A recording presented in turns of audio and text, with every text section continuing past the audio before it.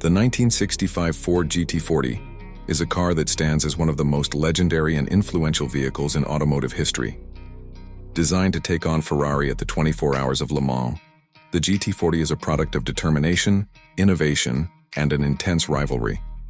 With its striking design, mid-engine layout, and groundbreaking performance, the GT40 not only achieved its purpose, but also became an enduring symbol of American engineering prowess. The GT40's design was both functional and revolutionary for its time. The low-slung body, measuring just 40 inches in height, hence the name GT40, was crafted to maximize aerodynamics and minimize drag on the high-speed straights of Le Mans. Its sleek lines, wide stance, and aggressive front end were not only visually stunning, but also engineered for optimal airflow and stability.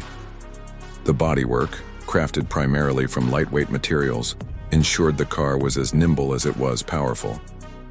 Under the hood, the 1965 Ford GT40 housed a range of V8 engines, with displacement varying between 4.2 liters and 7.0 liters, depending on the configuration.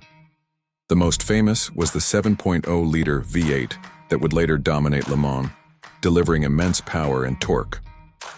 Paired with a 5-speed manual transmission, the GT40 was capable of exceeding 200 mph, making it one of the fastest cars of its era.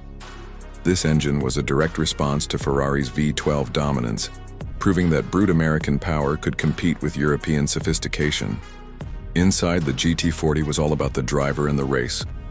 The cockpit was minimalistic, designed for function over comfort. Bucket seats, a straightforward instrument cluster, and a small steering wheel emphasized the car's purpose as a race car first and foremost. Creature comforts were non-existent, but for a car built to endure the grueling conditions of endurance racing, this was a feature, not a flaw. Every element of the interior was tailored to reduce weight and enhance focus. The 1965 GT40's debut in competition was a learning experience for Ford. Early outings exposed reliability issues, particularly with the gearbox and engine cooling systems. However, these setbacks only fueled the determination of Ford's engineers, who relentlessly refined the car.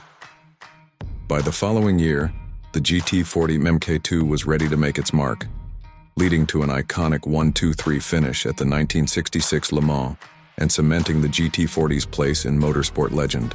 The car's legacy extends far beyond its racing success.